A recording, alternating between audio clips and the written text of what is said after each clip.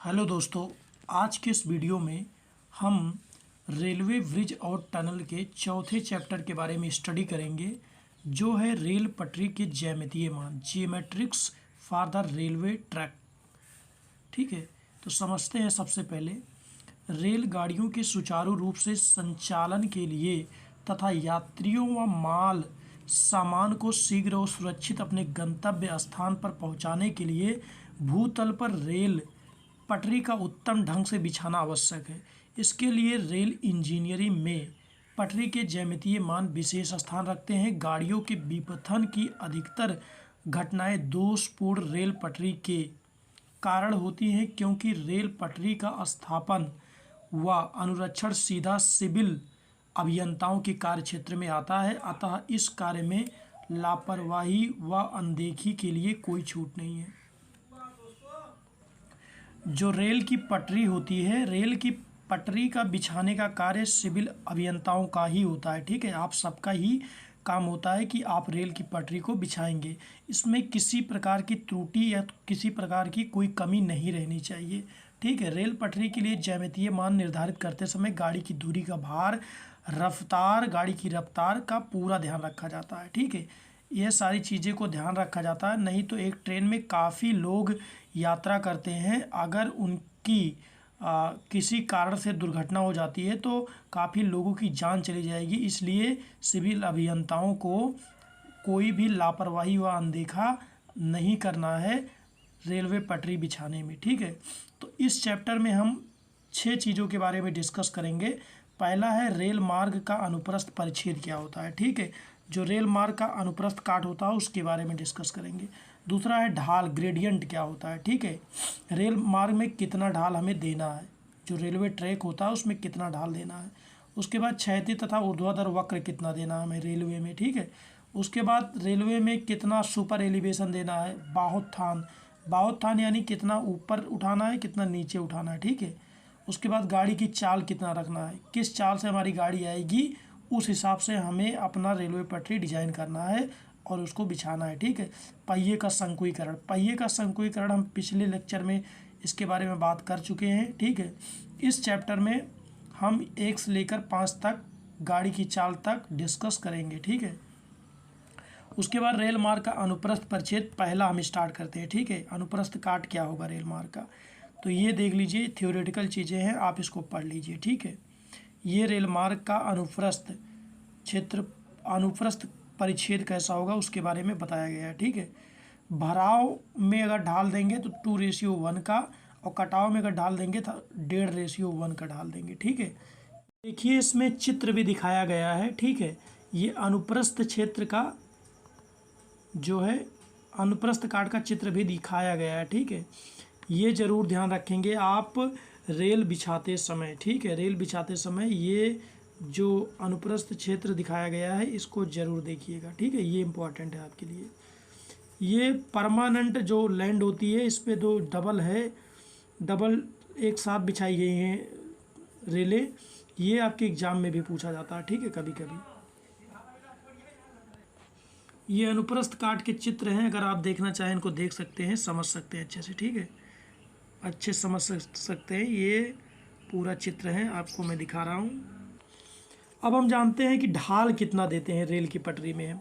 ये इंजीनियर का ही काम है, आप सबका काम है कि रेल पटरी को बिछाना। ठीक है, अब रेल पटरी बनाते समय आप कितना ढाल देंगे इसके बारे में पढ़ लीजिए। ढाल की आवश्यकता क्यों है, ढाल क्यों दिया जाता है इसके बारे में पढ़ लीजिए।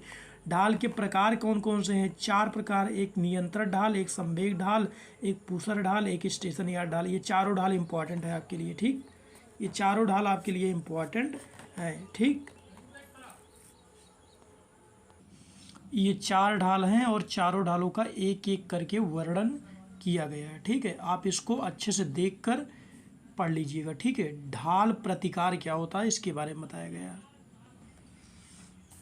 जो रेलवे होते हैं उस पर कर्ब कितना दिया जाता है, कर्ब देने की आवश्यकता क्यों पड़ी उसके बारे में बताया गया। ठीक है, वक्र परिहार इसमें क्या होता है, एक अच्छे वक्र में निम्नलिखित विशेषताएं होती हैं।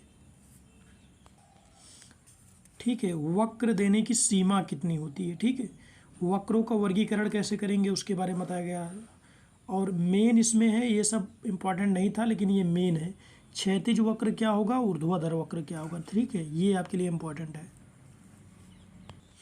ये आपके एग्जाम के दृष्टि से इम्पॉर्टेंट है। क्षैतिज वक्र, क्षैतिज वक्र 4 प्रकार के होते हैं, सरल वक्र, संयुक्त वक्र, उल्टा या यश वक्र, संक्रमण वक्र, ठीक है, ये 4 प्रकार के होते हैं हमारे क्षैतिज वक्र। इन चारों को अच्छे से समझ लीजिए, ये आपके एग्जाम की दृष्टि से भी इम्पॉर्टेंट है। ये संक्रमण वक्र के बारे में बताया गया है, ठीक है, संक्रमण वक्र के लाभ कौन कौन से हैं, ठीक, वक्र का विस्थापन क्या होता है, वक्र। अब आ गया ऊर्ध्वाधर वक्र, ये भी आपके लिए इम्पोर्टेंट हो जाएगा, ठीक है। ये ऊर्ध्वाधर वक्र ज़्यादातर पहाड़ों पर दिया जाता है, ठीक है, और क्षैतिज वक्र जो होता है वो मैदानी क्षेत्रों में दिया जाता है। 2 प्रकार के ऊर्ध्वाधर वक्र होते हैं, पहला है शिखर या उत्तल वक्र, दूसरा है घाटी या अवतल वक्र, ठीक है।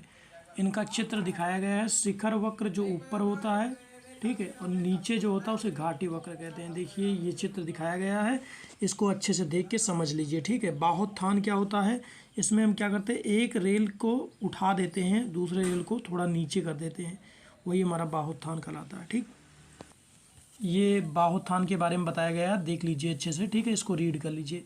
बाहुत्थान के उद्देश्य कौन कौन से हैं और वक्रों पर बाहुत्थान कैसे देते हैं, ठीक है, बाहुत्थान का मान क्या क्या होता है, ये देख लीजिए अच्छे से, ठीक है। उसके बाद बात की गई है कि बाहुत्थान अल्पता या कैंट न्यूनता क्या होता है, ठीक है, ये पढ़ लीजिए, बिल्कुल थ्योरेटिकल चीज़ है। उसके बाद सुपर एलिवेशन या ऋणात्मक कैंट क्या होता है उसके बारे में बताया गया है, ठीक है,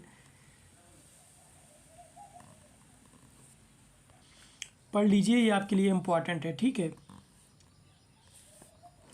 उसके बाद वक्र पर गेज को सामान्य से अधिक चौड़ी रखना, ये भी पढ़ लीजिए, ये भी इम्पोर्टेंट है, काफ़ी मेन कंसेप्ट है, ठीक। वक्रों पर चक रेल लगाना,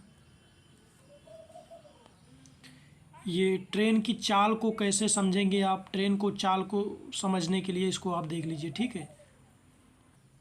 इस प्रकार से आपके ये चौथे चैप्टर में रेल पटरी के ज्यामितीय मान में 5 चीज़ें हो गई।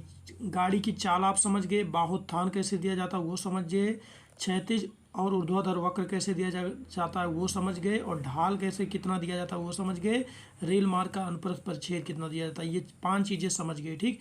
अब पहिए का संकीर्ण हमारे लेक्चर के पिछले वीडियो में मिल जाएगा, क्योंकि पिछले चैप्टर में इसके बारे में डिस्कस किया गया है, इस चैप्टर में इसके बारे में कोई डिस्कस नहीं किया गया, ठीक है। तो इस प्रकार आपका ये चौथा चैप्टर एंड हो जाता है, ठीक है। और आने वाले अपने 5वें लेक्चर में हम 5वें चैप्टर के बारे में बात करेंगे, जो है कांटे, पॉइंट तथा क्रॉसिंग, ठीक है। कांटे, पॉइंट तथा क्रॉसिंग क्या होती है उसके बारे में आने वाले 5वें लेक्चर के बारे में हम डिस्कस करेंगे। और गाइज एक बात, अगर आपको कोई चीज़ समझ में ना आए तो आप कमेंट बॉक्स में कमेंट कर दीजिएगा, उसका वीडियो मैं बनाकर अपने यूट्यूब चैनल पर अपलोड कर दूँगा, ठीक है। और हमारे इस चैनल को सब्सक्राइब कीजिए, लाइक कीजिए। जय हिंद, जय भारत।